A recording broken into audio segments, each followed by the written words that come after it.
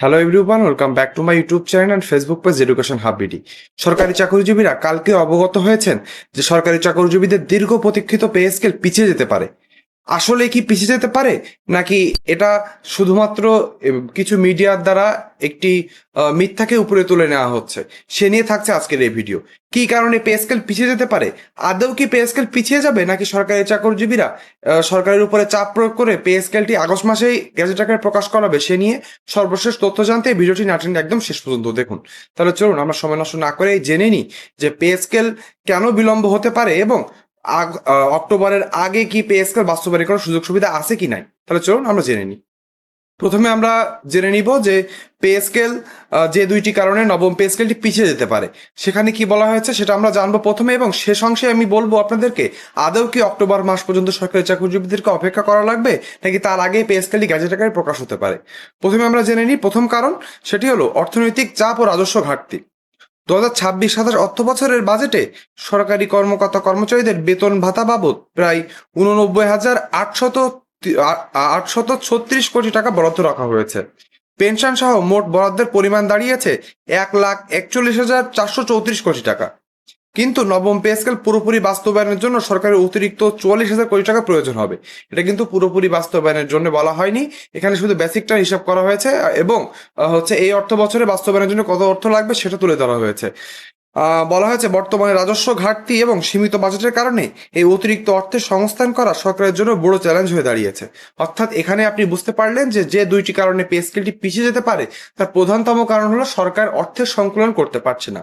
যেহেতু আপনারা জানেন দেশের অর্থনৈতিক পরিস্থিতি স্বাভাবিক নাই, তারপরে এখন জুলাই মাসের পর থেকে সকল জিনিসপত্রের দাম ঊর্ধ্বগতিতে, সরকারকে কিন্তু ভর্তুকি সহ বিভিন্ন সামাজিক কার্যক্রমে অতিরিক্ত অর্থ প্রয়োগ করতে হচ্ছে।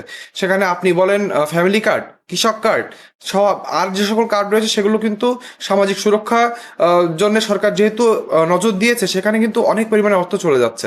এজন্যে এখানে পে স্কেল বাস্তবায়নের জন্য যে অতিরিক্ত অর্থের প্রয়োজন হবে, সেই অর্থটা আদেও টাকা ছাপিয়ে দেওয়া লাগবে, নাকি ঋণ করে দেওয়া লাগবে বৈদেশিক ব্যাংক থেকে, নাকি দেশের ব্যাংক থেকে ঋণ করে দেওয়া লাগবে, এই সকল বিষয় কিন্তু এখনো ক্লিয়ার নয়।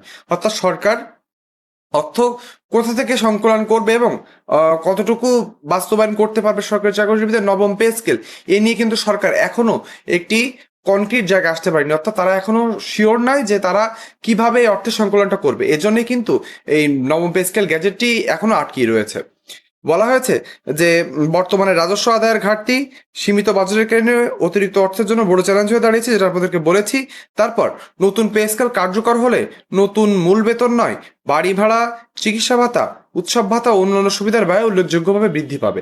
তার মানে যেহেতু সরকারি চাকরিজীবীদের এই পে স্কেলের সাথে সবকিছু সম্পর্কযুক্ত, এই অর্থ বছরে যদিও আপনাকে ভাতা দিতে হবে না, কিন্তু পরের অর্থ বছরে তো ঠিকই ভাতা দিতে হবে। এজন্য সরকার কিন্তু ফিউচারের কথা ভেবেও কার্যক্রম আগাচ্ছে। অর্থাৎ বেসিক কতটুকু বাড়াবো এবং তার পরিপ্রেক্ষিতে আপনার ভাতাগুলো কতটুকু বাড়বে, সে নিয়েও কিন্তু সরকার এখনো ফাইনালাইজ করতে পারেনি তাদের যে চূড়ান্ত রূপরেখা। এবং আমাদের যে গত রবিবারে যে প্রধানমন্ত্রীর সাথে 5 ঘন্টা রুদ্ধদ্বার বৈঠক হয়েছে, সেখানেও কিন্তু একটা ফাইনাল রেজুলেশনে কেউ আসতে পারেনি। প্রধানমন্ত্রী জানিয়েছে আরো পর্যালোচনা করে তারপরে এটি অর্থ মন্ত্রণালয়ে জমা দেওয়ার কথা। তার সচিব কমিটির যে চূড়ান্ত রিপোর্টটি ছিল সেটা আরো পর্যালোচনার কথা কিন্তু আমাদের প্রধানমন্ত্রী জানিয়েছেন। একই সঙ্গে সরকারি পেনশনের ব্যয় অনেক বেড়ে যাবে, যা সরকারের সামগ্রিক আর্থিক চাপ আরো বাড়াবে।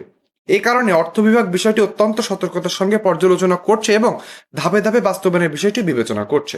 তার মানে আপনি বুঝতে পারলেন সরকার কিন্তু এখনো পুরোপুরি অর্থের সংস্থান কিভাবে হবে সেটা নিয়ে সন্দিহান আছে।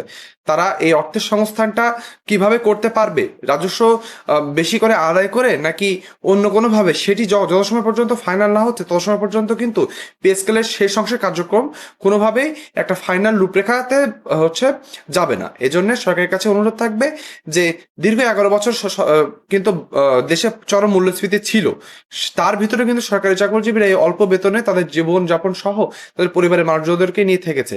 এখন এসে আপনি সবকিছুর দাম বাড়িয়ে দিয়ে সরকারি চাকরিজীবীদের বেতনের নবম পে স্কেল কার্যক্রমটি যদি পিছিয়ে দিতে চান, তাহলে কিন্তু এটি কোনোভাবে সরকারি চাকরিজীবীরা মেনে নিবে না। সরকারি চাকরিজীবীরা শান্তিপূর্ণভাবে নবম পে স্কেলটি বাস্তবায়ন চান। সেখানে যদি সরকার মনে করে ইচ্ছাকৃতভাবে কালক্ষেপণের দ্বারা সরকারি চাকরিজীবীদেরকে বঞ্চিত করা হবে, তাহলে কিন্তু সরকারি চাকরিজীবীরা স্পষ্ট করে বলে দিয়েছে যে তারা আর আর সইবে না। তারা আগস্ট মাস পর্যন্ত দেখবে, অর্থাৎ আগস্ট মাসের ভিতরে যদি নবম পে স্কেল গ্যাজেট প্রকাশ না পায়, তাহলে কিন্তু সরকারি চাকরিজীবীরা বাধ্য হবে আন্দোলনের দিকে যেতে। আমরা চাই না সরকারি চাকরিজীবীরা যে কোনোভাবেই সরকারের সাথে একটি বৈরিপূর্ণ আমাদের সম্পর্ক গড়ে উঠুক। আমরা চাই সরকার ভালোভাবে নবম পে স্কেলটি বাস্তবায়ন করুক। সরকারি চাকরিজীবীদের দীর্ঘদিনের চাওয়া পাওয়াকে সরকার হচ্ছে প্রায়োরিটি নিয়ে আগে নবম পে স্কেলটি বাস্তবায়ন করুক। এটাই কিন্তু সরকারি চাকরিজীবীদের চাওয়া এবং পাওয়া থাকবে সরকারের কাছে। ভিডিওর এই অংশে এসে আপনি এখানে একটি ছবি দেখতে পাচ্ছেন। ইউটিউব চ্যানেল থেকে যারা ভিডিও দেখে থাকেন তার প্রায় শতকরা 80% মানুষ আমার ইউটিউব চ্যানেলটিকে সাবস্ক্রাইব করেন না। আপনি যদি নতুন হয়ে থাকেন অথবা পুরাতন আবার এই ভিডিও দেখেন, আপনাদের একটু হলেও পে স্কেল সংক্রান্ত তথ্য পেতে সুবিধা হয়, তারা দয়া করে আমার ইউটিউব চ্যানেলটি সাবস্ক্রাইব করে দিবেন। অন্যদিকে আরেকটি ছবি দেখতে পাচ্ছেন, যেটি আমার ফেসবুক পেজ, রিলস বা গ্রুপস থেকে যারা ফেসবুক ইউটিউব পে স্কেল সংক্রান্ত সর্বশেষ তথ্য পেতে চান, সঠিক তথ্যটি পেতে চান, তারা আমার ফেসবুক পেজটি ফলো করে দিতে ভুলবেন না। এবার আমরা চলে আসবো দ্বিতীয় কারণ, সেটি হলো আইএমএফ। অর্থাৎ আইএমএফ কিন্তু বারবার সরকারকে সতর্ক করেছে নবম পে স্কেলের কার্যক্রমটি পিছিয়ে দিতে।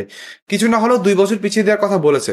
সেখানে সরকারের প্রতিক্রিয়া কি, এবং শেষ অংশে এসে আমরা যতদূর বুঝতে পারছি, প্রথমে কিন্তু অর্থাৎ 12 থেকে 16 জুলাই যখন আইএমএফ এর যে একটি ছোট দল যখন বাংলাদেশে আসে এবং এই পুরো বাজেট সহ পে স্কেল কেন্দ্রিক যখন আলোচনা হয়, তখন কিন্তু আমরা সরকারের পক্ষ থেকে এমন একটি ভাব জানতে পেরেছিলাম যে সরকার আইএমএফ এর ঋণ নিয়ে অত বেশি সন্দিহান না।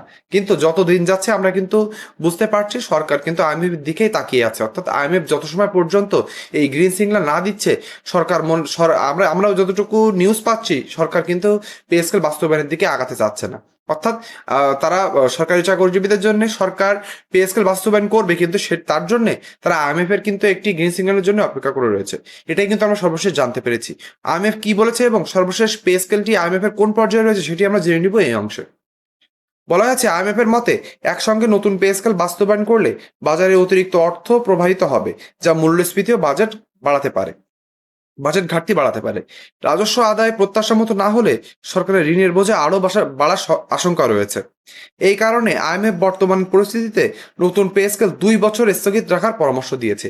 এটাই কিন্তু বারবার আপনাদেরকে বলেছি যে আইএমএফ কিন্তু শেষ অংশে এসে জিনিসটাকে যত বেশি ঘুরিয়ে পিছিয়ে নেওয়া যায় সেই জন্য চেষ্টা করছে, এবং সরকারকে কিন্তু তারা অনুরোধ করেছে যে কমপক্ষে 2 বছর এই নবম স্কেল কার্যক্রমটি পিছিয়ে দিতে। কিন্তু আপনারা ইতিমধ্যে জানেন সরকার কিন্তু বিএনপি সরকার নির্বাচনে আসার আগেই কিন্তু তাদের ইশতেহারে স্পষ্ট করে উল্লেখ করে দিয়েছে তারা নবম পে স্কেলটি যথাসময়ে বাস্তবায়ন করবে। সরকারি চাকরিজীবীদের ন্যায্য অধিকারটাকে সরকারি চাকরিজীবীদেরকে সেখান থেকে যদি বঞ্চিত করা হয়, সরকারি চাকরিজীবীরা কিন্তু কোনোভাবে মেনে নিবে না। আপনি এখন বাজারে যান, কোনো একটি সবজি আপনি 100 টাকার নিচে পাবেন না। আপনি একটা বাড়ি ভাড়া নিতে যান 2 বেডরুমের, আপনি ঢাকা শহরের উপরে 12 থেকে 15,000 টাকার নিচে আপনার বাড়ি ভাড়া দিয়ে সার্ভিস চার্জ দিয়ে কোনোভাবে পাবেন না, থাকার মতো বাড়ি অ্যাটলিস্ট। তাহলে আপনি একজন 20তম গ্রেডের সরকারি চাকরিজীবীদের জন্য আপনি 20,000 টাকা বা 18,000 টাকা রেখে দিলে এ দিয়ে কি কোনোভাবে কোনো পরিবার চলতে পারে? 5 জন পরিবার যদি আলু ভর্তা এবং ডাল দিয়ে খায়, তাও তাদের 5 জনের পরিবারের কিছু না হলে 10,000 টাকা তার মাসিক খাওয়া দাওয়ার খরচ হবে। তাহলে আপনি এত খরচ, কিন্তু বেতন কম, তাহলে তো সরকারি চাকরিজীবীরা, আপনি তো এখানে জিনিসটা তৈরি করছেন এভাবে যে সরকারি চাকরিজীবীরা কোনো না কোনোভাবে অসৎ উপায় অবলম্বন করুক, তা না হলে তারা অন্য কোনো চাকরির পাশাপাশি অন্য কোনো ব্যবসা বা অন্য কোনো কিছু করুক।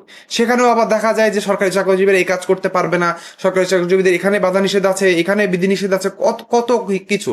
কিন্তু সরকারি চাকরিজীবীদেরকে ভালোভাবে বাঁচার জন্য তো আপনারা কোনো পথ খোলা রাখছেন না। এই নবম পে স্কেলটি যদি কোনোভাবে এটি পিছিয়ে যেতে থাকে এবং কোনোভাবে সরকার যদি মনে করে সরকারি চাকরিজীবীদের আশা ভঙ্গ করবে, তাহলে কিন্তু সরকার কিন্তু বোকার সঙ্গে বসবাস করছে। এটা কিন্তু আমরা স্পষ্ট করে জানিয়ে দিতে চাই।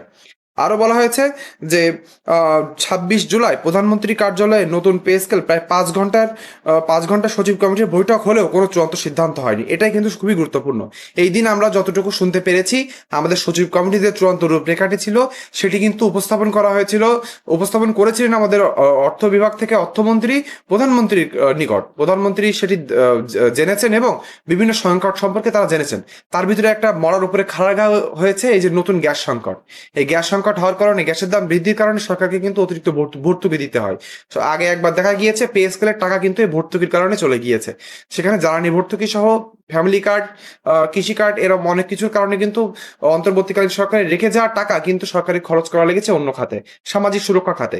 তেমনই কিন্তু এমন হতে চলেছে। অর্থাৎ গ্যাসের দাম যদি আবার বেড়ে যায় এবং সরকার যদি গ্যাসের দাম বৃদ্ধি না করে, তখন দেখা যাবে সরকারকে আবার এখানে ভর্তুকি দিতে হবে।